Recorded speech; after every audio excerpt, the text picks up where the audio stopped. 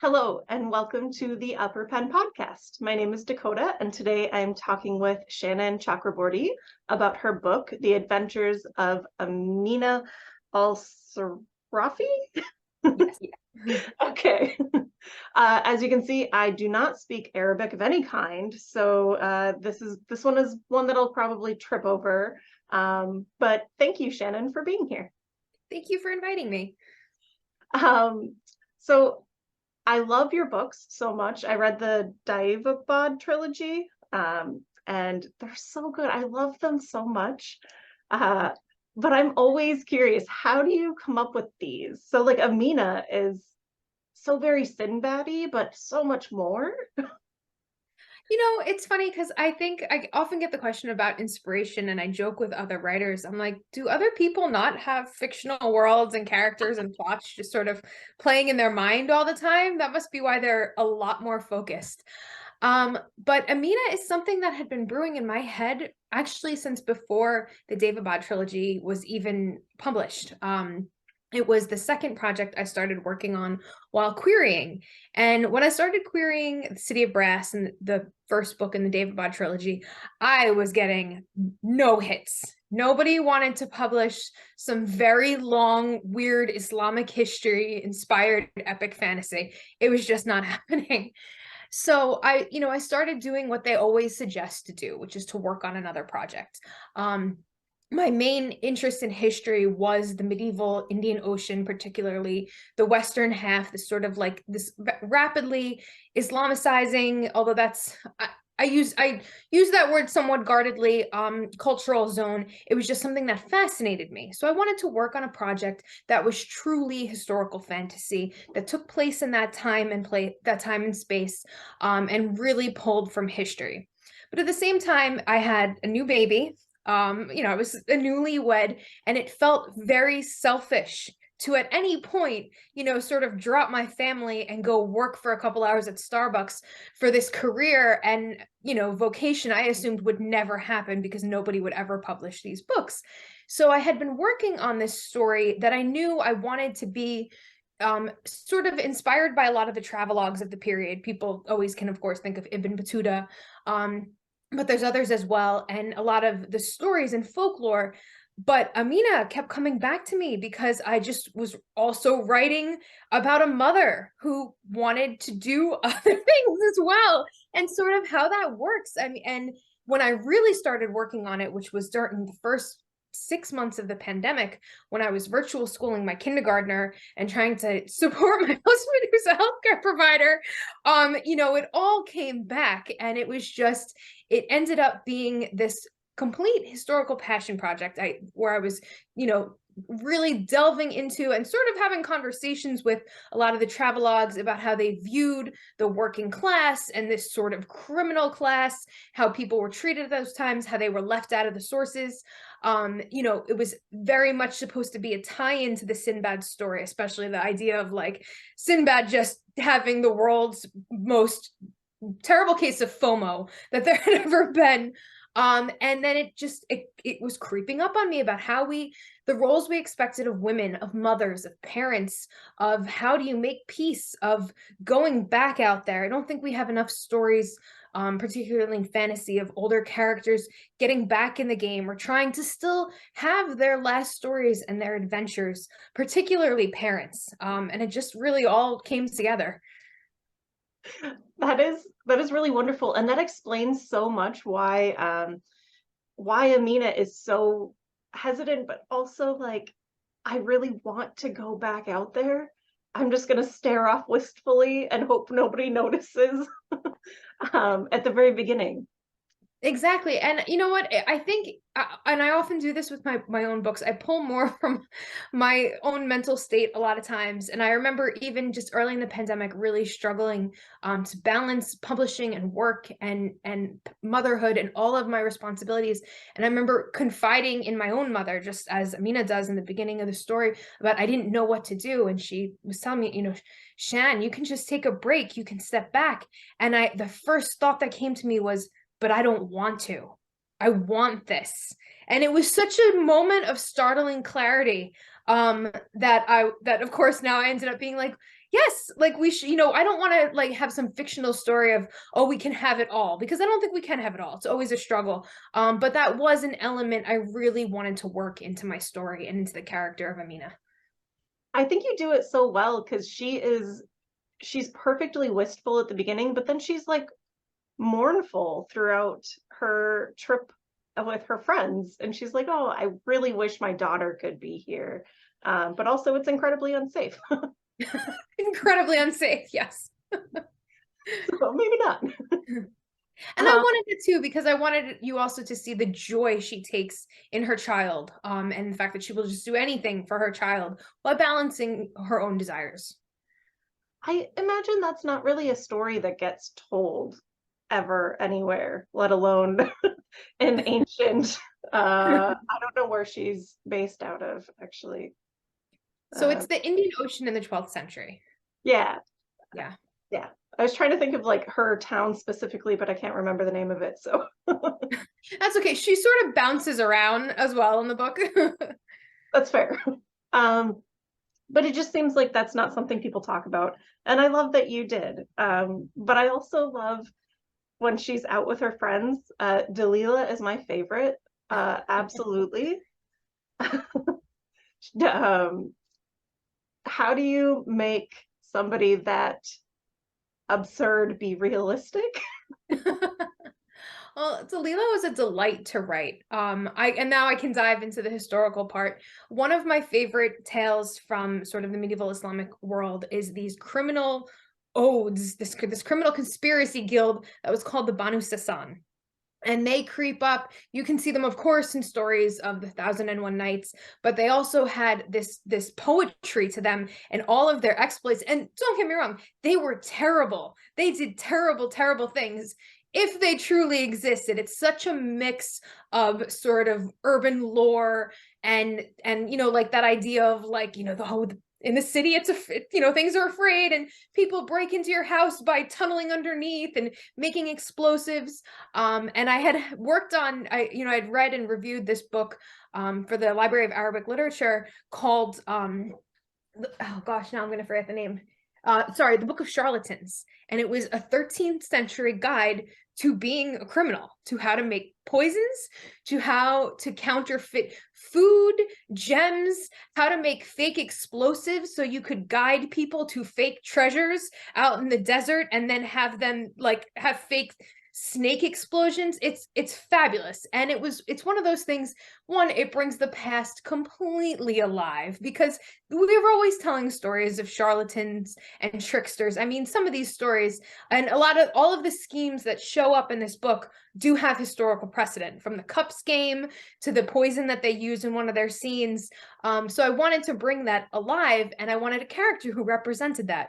And part of the joy in sort of playing with a heist story, or going in what we assume are the tropes, oh, let me get the gang all back together, you have certain side characters and elements people are expecting. So I wanted to have sort of the is she her best friend, is she sort of this adversary character, and I wanted her to be the deadliest and essentially the scariest in the bunch.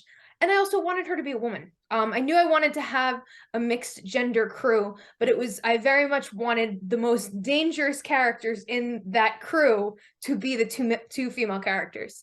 So she just came to me as somebody who was raised in the Banu Sasan, who was fleeing it, who has sort of this mysterious past, and is fairly nonchalant and unapologetic about it. This was also a story about people going after what they want. Not necessarily, they're not like, my husband jokes to me, he's like, only you could write all these criminals with like a heart of gold. But people who were like, can fairly look at their world, see the haves and the have-nots, see how power is imbalanced, and strike out for themselves. So she was just truly a delight to write, of somebody who is essentially dedicated to the criminal sciences and very unapologetic about it.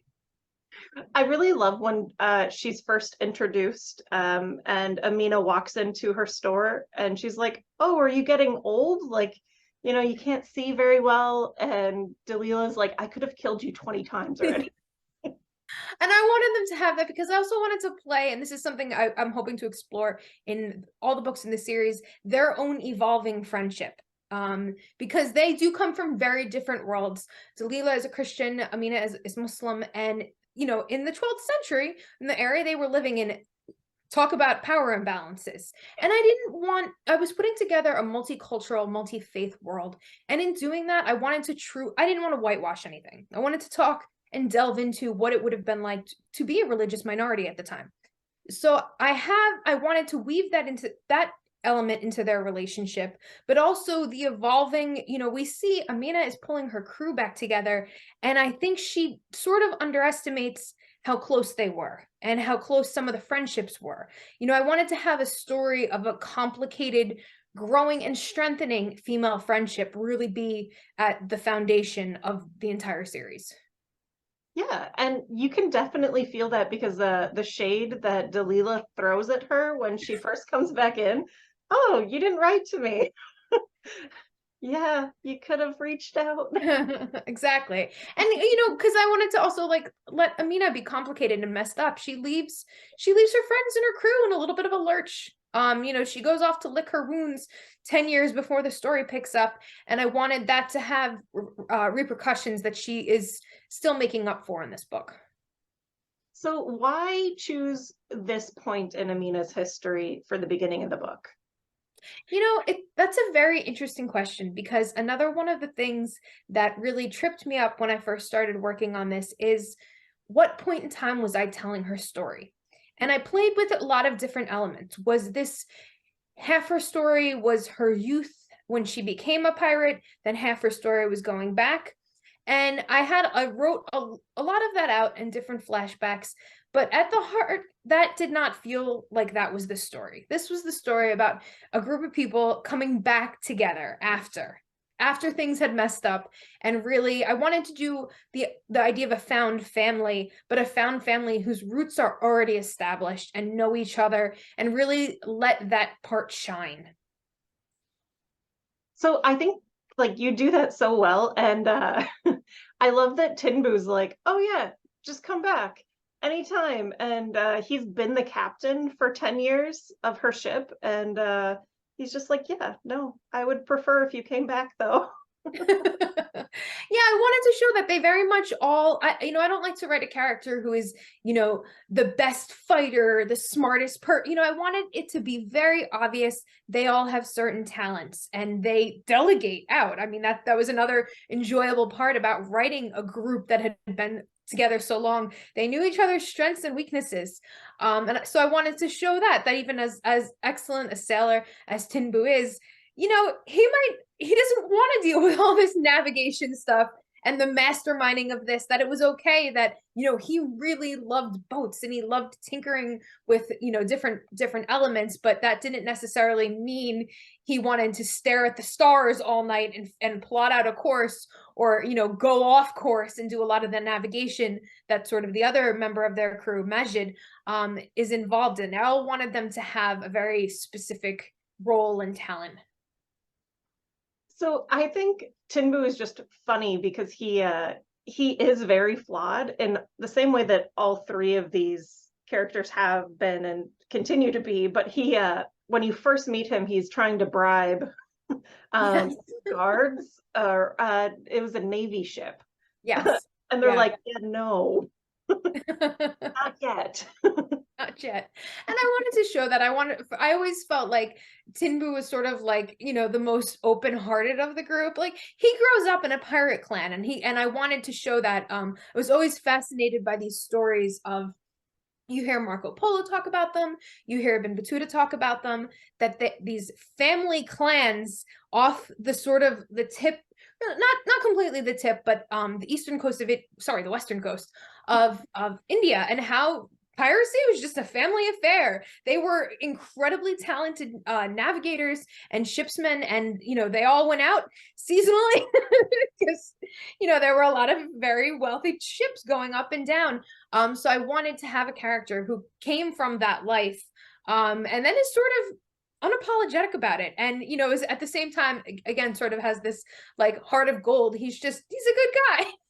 Sometimes he doesn't seem to really understand that like not everybody else views smuggling and piracy and criminal activity as perfectly normal. Which I think that was another thing, interestingly, that came up in the research, that so much of this was part and parcel of everyday life on the sea. So I wanted to play with that of like, you know, why wouldn't you take a bribe? I just assume you guys take bribes.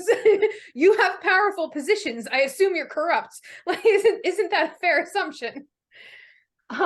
Yeah, and then Amina's like, no, the mayor hasn't been here long enough, or the governor, you need to wean him in, you know, like. Yeah, it's not a story whose main characters really respect political authority, which I also felt was true for the period. I think, quite frankly, it's true for all periods. Now. Yeah, but I remember, I mean, again, this is the medieval world, and so many of this, don't get me wrong, I'm sure there were great leaders and there were great bureaucrats, but at the same time, just again, just as it is today, it had a lot more to do with the accumulation of personal wealth and personal power. And I wanted to let the people who were being crushed by that power have their say, and have them talk very openly about the fact that it's terrible to be a pawn in these wars between princes and armies and generals and the police, who are, you know, that to me felt true to the characters. And I wanted to let them have their say about that, about the power in their society. I love Amina's rationalization for piracy, because it is very much like, we are pawns and we need to make money in the meantime before they send us off to war again. Exactly. And that, again, that was something that came up in the research, that so much of this, yes, there were punishments for piracy. And interestingly, the Mediterranean is far more studied at this time, and there were some very, piracy had a different place. It was far more dangerous, deadly. It lay along a lot of religious fault lines that I think made it a different level. In the Indian Ocean was an interesting study, because, as I said, it was really seemed like, you know, so much of this was smuggling, or, you know, the person who, you don't want to pay customs taxes when you go into the port. So how can you avoid customs taxes? Oh, here's a boat that will take you, you know, around when the moon is low and knows the tides. Or, you know, rulers would be stealing from each other. You know, there was this great tale I was reading about, you know, horse thieves, that they would just like, they steal your horses, then sell them back to you. Or a lot of times this was the way that local people along the littoral got their goods. You know, they had the piracy tax, and then they were sold at a fairer price. And it was, you know, I very much think the past is a foreign world. I try not to always bring my own judgment or my modern understanding to things, which is difficult, but I was very much surprised to hear, as much as I could find cases where people were punished for piracy. It was very much like sometimes you needed to have a pirate or a smuggler in your pocket just to run your own business. Yeah, I mean, it seems like the best way to get around other loopholes besides your own. um, so this kind of all leads to the history and how you imbue the story with history, which is the framing device of Jamal interviewing Amina in sometime in the future. I love this as like a way to get information through. Thank you. You know, and I did that for a lot of reasons. First, I think anybody who is familiar with the original Sinbad tale, that's the framework they use. Sinbad is telling his story to a younger man. Oh, when I went off and had these adventures, and then they blew up in my face, and I said I was never going to do it again. But then I went off and had another adventure, and I wanted to, one, you know, sort of emulate that. But more importantly, this was a story about the crafting of stories and the crafting of history, and the way what we have left and what we understand is put together often by people who are outside of these events, who have opinions about these events, who are shaped by their own cultural, social, historical, and political environment. How does that affect the tale that's being told? especially how does that affect the tale of historically marginalized groups, working class groups, women, the people who did not get their story written in their own hand. So I really wanted to play with that element and let that be something that expanded over all three books of, is she always telling her story? Is Jamal shaping it in a way almost innocently? He's a very scholarly character. You know, it was interesting. I was working with a couple historians to get a lot of the elements correct. And, you know, one thing that did come up was how, you know, scholars, they cleaned things up. They thought they had to clean things up. It would make for a better, you know, more easy to read and easy to understand, and, you know, essentially more academic story. So I wanted to have this sort of spark between them where, you know, he's like, wait, could you clarify, or could I say this nicer? And she's like, no, you will record it as I tell you. But then, you know, she has problems with that. There are certain parts she doesn't want to admit right away, and he freaks out when she delays. So I wanted to really play with the idea of putting together a story. And we even see there's parts of the story, often before we introduce characters or settings, I'll pull in something from a real world historical example or an anecdote about their lives that I try to write in the tone of the more scholarly papers of the period. So it was fun to really kind of play around with the voice there. I think it works really well because then you have all this backstory that you didn't have to include in flashbacks, or like you could introduce Delilah in a different way that was more authentic to her escaping that group of criminals, right? Like, or her being who she is because of that.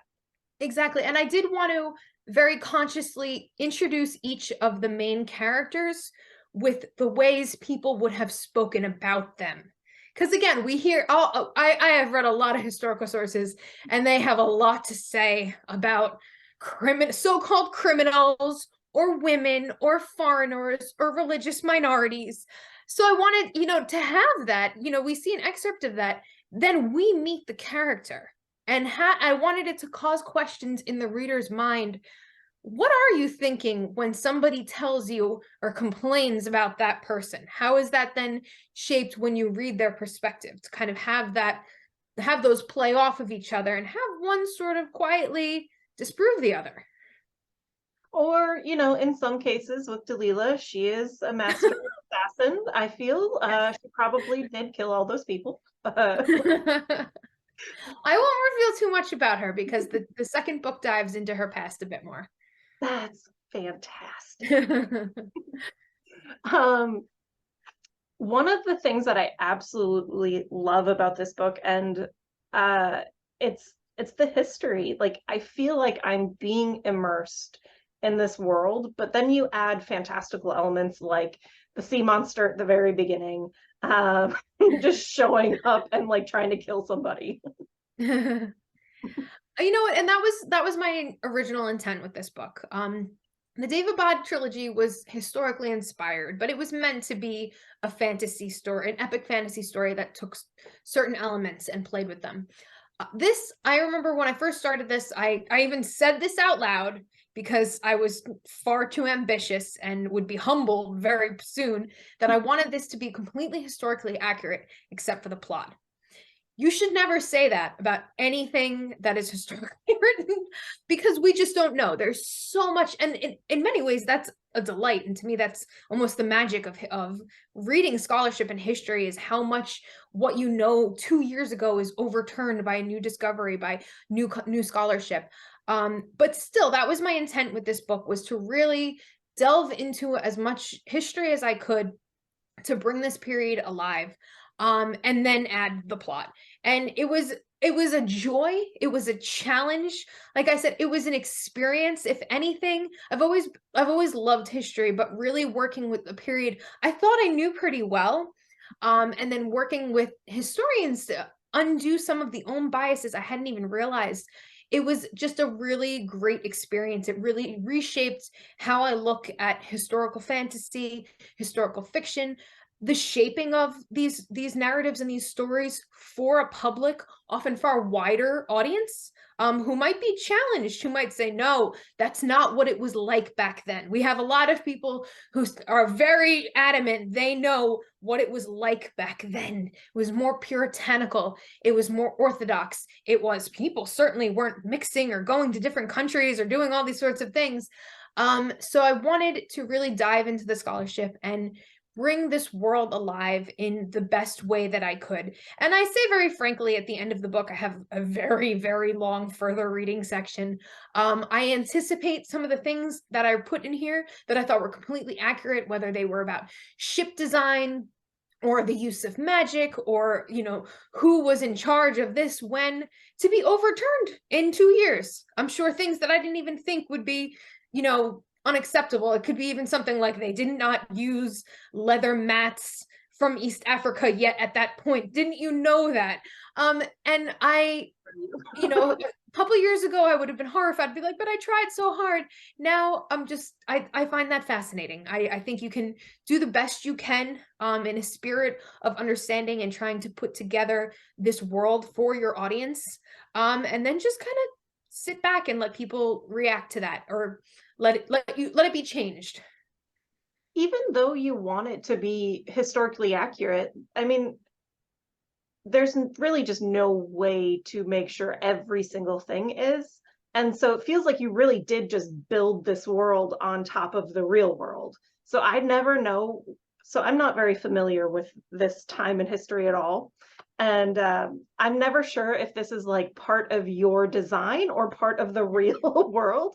And I think it works really well together because you're so good at integrating history in that way. And maybe it's because you're so used to reading original sources and stuff like that. Well, thank you. I mean, again, I think a lot of this is very conscious choices. I didn't want to put anything in that I really was not certain of. So I was fortunate in the fact that we do have accounts of, you know, there's large scenes set in Aden and Mogadishu, and we do have historical sources that talk about that, especially about Yemen, which at this point was just one of the, had some of the wealthiest ports, some of the best power, was very finely run. all the complaints Amina makes about like, oh, the taxes are so high here and you can't smuggle here. You know, I wanted that to be reflective of, you know, the idea that they took law and order seriously. You know, so that's there. The idea that when she's walking out on on these new promenades, there were new promenades, and she's talking about, you know, this is why we bring our ships here for repair. So I wanted all that to be accurate. The same thing with how you would travel and go about certain parts. And even when I talk about sort of how women would live, you know, one of the things I got a lot of, like, I quite call it ignorance when I wrote the Deavabad trilogy. I had so many people, non-Muslims, telling me that's not how women lived back then. Didn't you know they were all oppressed, still are?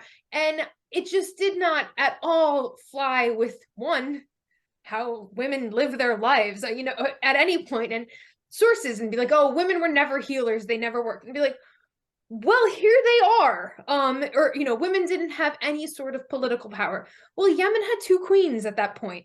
You know, so I wanted to really, like, I knew there were certain aspects of the story when it came to the depiction of religion, of women, of slavery, and that I did not want to shy away from, and I wanted to make sure they were set with an understanding. And a lot of times this was even almost like I said, I learned a lot. I mean, I handed an earlier draft to some historians, and they were like, you have your own biases about the use of magic, that this was just so much more common in this world. They didn't have the same understanding we do, that it would conflict with certain religious aspects.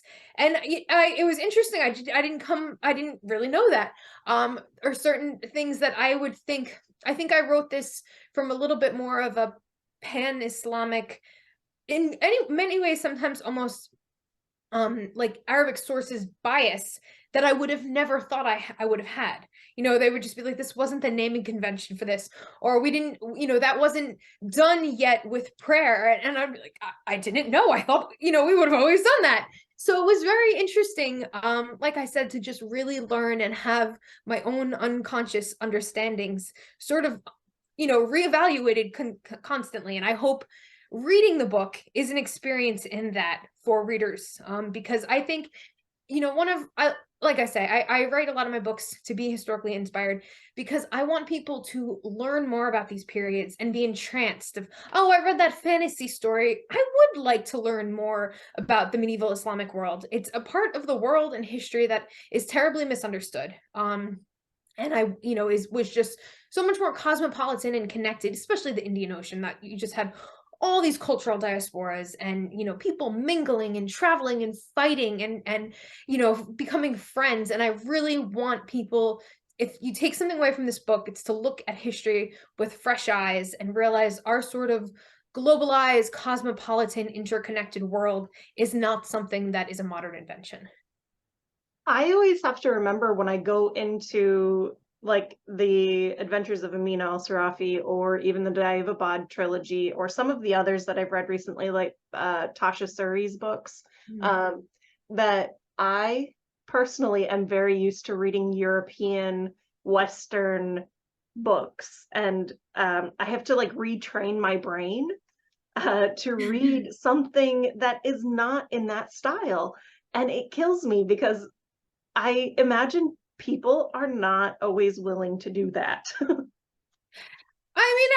I can say from some perspectives of my book, they are not always willing to do that. But I think we have to do that. And I think I actually even hope that's an element we push on to stories that are inspired by Western European lore. I mean, I can go on and on about how the idea of the Dark Ages is, it's this concept that shouldn't really exist anymore. And did Rome actually fall? And, what was the role of the Catholic Church? And that people were traveling more widely. I think it's something, I think even as storytellers, sometimes I think we should ask about the stories we tell of the past and what sort of modern or lay understanding they're kind of contributing to. I think that's why I love the framing device, because it feels like a deconstruction of how like of these like period stories. And I just love that it makes you actually think about things. Thank you. Um, so I take it you're writing the next books in the series, or you're already done with them? I am working on the second one. I have sort of a framework. I wanted this, I joked, I wanted the first book to feel like the heist story, sort of the Ocean's 11 nod. I wanted the second one to feel a little bit more like a ghost story, like horror and sort of unpacking some of that. And then the third one, according to if everything goes well with the writing and everything, was basically going to be Amina meets the mummy. So I wanted to really, as much as I was playing with the past, I wanted to, I often think there's joy to be, especially in stories that are meant to be humorous, there's joy to be found in playing with certain existing ideas of what is a heist, what is the exploration story. I think it lets readers kind of map things out and expect things, but also see them twisted around in a way that can be a very enjoyable storytelling experience. So that's what I'm working on. I'm still very much in the early drafts stage and probably diving way into research that I won't even need. But that's what I'm working on now. I mean, I can't wait. I really love when authors kind of like switch, not necessarily switch genres, but like kind of switch the focus of each book. So I'm very excited for a horror book, and then hopefully not quite Abbott and Costello, but maybe more The Mummy. Yeah, no, I wanted to, I am a big fan of like medieval ideas of Egyptology, which was another thing that I think people are just like, oh, what do you mean? It's something that the West figured out. But of course that's ridiculous. And I wanted to really, I hope, I mean, this is years in the future at this point, but I hope to really kind of, again, play with what people think they know about the past. Yeah, I mean, I want to know. So and I read the backs, like the further reading that you include, and I'm like, oh my gosh, I in my life, I don't think I will ever get to go through all of these. So thank you for including those. I really love like the references in these books. Oh, thank you. I kind of just like threw that in at a certain point. I was like, maybe if I don't tell my publisher I've got like a 6,000 page essay on further reading, they'll just print it. But I did want that to be there because one, I knew certain aspects would be challenged. That's the joy of writing books that do take place outside the Western canon. But I find great joy when readers are like, I was so fascinated by an element of your story, I looked this up, I didn't know this. I feel very strongly about this, especially when it comes to the Islamic world. I want people to know so much more than I think we have and we pay attention to. I find a joy when, especially when other Muslim readers, reach out to me and I didn't know this. This is fascinating. Thank you for showing me these things or these sources, because a lot of times they are difficult to find. I mean, that's another question I get of like, well, what's the best way to start a historically inspired project? And I often tell people, I don't know where to tell you to start. I came from a base, and then I think you can grow into that to find other elements. So if I can, be a shortcut for readers and aspiring writers to find new ways of learning about the past and finding joy and in learning it, that's a lovely a lovely cap on what I want to do for my career. It's perfect because you really are my introduction to this part of the world. So, I'm glad that there's extra stuff. I'm also annoyed that you have to include them for people to challenge. Like, people are going to challenge it in the first Deavabad book. I was like, why are these here? I mean, they're great, but like, oh wait, And again, it's not, I don't, that's not a responsibility I want to foist on all writers, especially I think you should be, especially when you're writing about your own culture. I talk to a lot of diaspora writers. I'm like, you take the inspiration you want and run with it. It's more, I think there have been a lot of popular books, a lot of popular TV shows and movies where oftentimes something is shown and we say that's so violent, or was it really that white, or was it this? And of course, what do people say? Well, that's what it was like back then. And if you're going to rest on that's what it was like back then, I would like to see your sources. I appreciate this because I come from an anthropology background, so these sources are my bread and butter. Help me understand. If people want to read more books similar to Amina's adventures, what would you recommend? Similar to Amina's adventures. Ironically, the first thing that just popped up is, and I haven't gotten to it yet. I just dropped it on the floor. But there is a great book. Where did it go? Or maybe I moved it. The House of Rust by Khadija Abdallah Bajabar just won the Ursula Le Guin Prize and also pulls from a lot of East African folklore. Trying to think, there was another one. I just had it on the tip of my tongue. This is why I write down books before I do things. Another one that I liked was, you have to fix this part of the podcast. What is it called? The Pasha of Cuisine. Takes place in the Ottoman era and is essentially about a chef who uses magic and travels all around the Islamic world, learning new ways of culinary magic to save the woman he loves. That was another book I thought really did the travel trope well, and it does take place, in a period centuries ago. So I really enjoyed that. There's another one. I'm trying to think. Also, just some of the original sources. I think the Book of Charlatans, it's from the 13th century. It's perfectly accessible. There's some of the travelogues I read. Ibn Battuta is great, but I would encourage people to go beyond that. There's one by Ibn Mujawir, which is like the scandalous version of Ibn Battuta. He's a scholar, he's a merchant, we're not really sure. He kind of travels down the Arabian Peninsula and goes to a lot of the places that I talked about. Some of the worst, lewdest things I've ever read in my life are in this book, which is not what I was expecting. So be prepared if you go in. There was another one by Ibn Munkta, who his Book of Contemplations, and this takes place in the north. This was his experience of the Crusades, and he lived through probably the most you know, he lived a long life. He was like 80 years old when he died. And he really kind of from the time that Jerusalem fell to roughly when it was retaken. And it's interesting because he has perspectives about life there that I think would surprise a lot of modern readers who, again, I mean, if you would like to talk about a topic we have set understandings about, there's a whole other podcast to be said on the Crusades.